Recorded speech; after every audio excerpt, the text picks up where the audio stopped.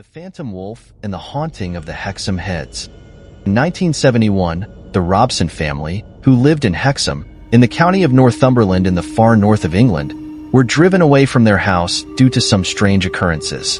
These occurrences were reported to have begun for them only after they discovered two stone heads in their garden. The Hexham Heads were small, only about 6 centimeters, 2 inches in size.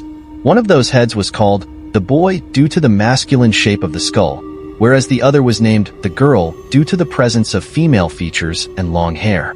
According to the family, the heads would move about by themselves. And that wasn't all. The haunting of the Hexham Heads had just begun. Perhaps the most horrifying occurrence in the early days was witnessed by one of the family children. The front door to the family home opened itself as they passed, and outside was a terrifying half-sheep, half-human creature. A neighbor also saw the creature outside the front door, but by the time the family responded to the child's screams, it had disappeared. Buried and cursed, the 2 young boys of the family were the ones who had discovered the stones, unearthed, while they were digging the garden of their family house in Hexham, Northumberland. While they reached deep into the soil, they found 2 small stones shaped like skulls. They seemed like carved heads, which they brought to the house to show their parents. The Hexham Heads in truth only vaguely resembled skulls, being made out of stone and quite rudimentary in design. They were spherical and had little necks, which suggests that they were connected to something bigger at some point in time. All of the people who examined these Hexham Heads gave different descriptions, but they were sure they were palm-sized. These stones were no masterpiece art, but were just basic approximations of a human face. The werewolves of Mexican Coida, the beast of Gavaden, monstrous wolf, or something else. The discovery of these stones didn't just bring curiosity, but also a sign of terror. The Robson family started experiencing paranormal activities around the house. The heads were once seen moving by unseen hands, and the bottles around the house were thrown across the rooms. These activities were not limited to the Robson family, as the kids in their house found the stones, but also linked to the neighbor's house. Even the neighbors reported frightening experiences. Their young son got his hair pulled by some ghost.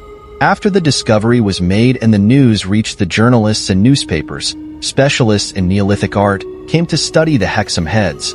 Even the experts were facing difficulties in dating these stone heads. They were examined thoroughly multiple times, but the results were always different from the last report. The heads were generally thought to be linked back to the Celtic tradition. They resembled other examples of Celtic heads of antiquity and other Celtic artifacts. Dr. Anne Ross, an expert on such art, took on the job of researching and analyzing the Hexham Heads. But in taking on the heads, she also exposed herself to the curse. Later, she would outline in her reports that she saw a half-wolf, half-man figure walking around upstairs in her house. She said she followed the creature downstairs to the kitchen, after which it disappeared. Shortly afterward, Dr. Ross's daughter, Bernice, also experienced a similar apparition. She felt a cold figure standing behind her, most times while the stone was in her possession. Soon, it became clear to all who lived there that these Hexham stones had some supernatural influence on them. The stones were removed from the house, and the hauntings stopped. However, nobody could have foreseen what happened next. A man named Desmond Craig came forward who claimed that he had made the stones.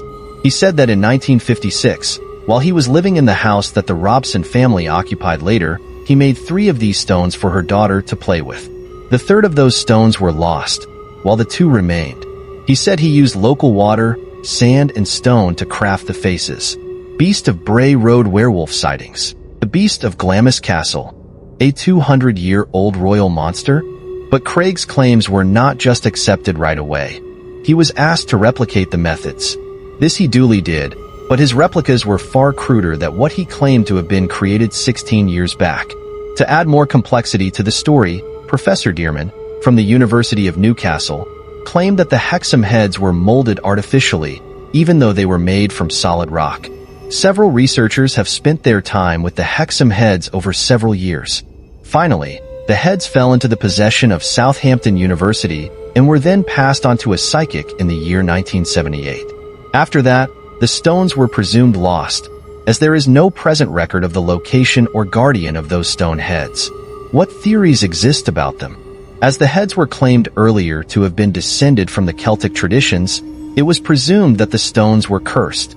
Following that, there was a theory that the stones were linked to Nordic mythology, specifically the monster known as a Wulver.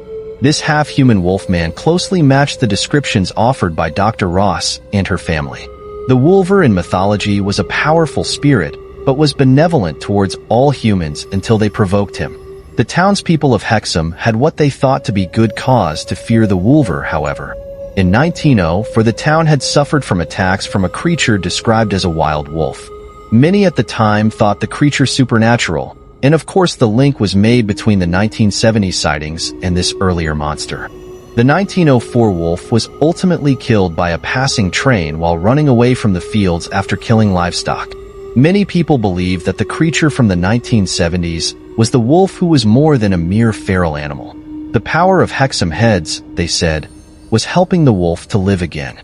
But, sadly, we have no opportunity today to study either the heads themselves or the effects they were said to have.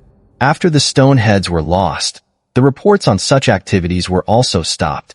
Even though there is no proof of Hexham Heads being linked to paranormal activities, and even a putative creator for the carvings.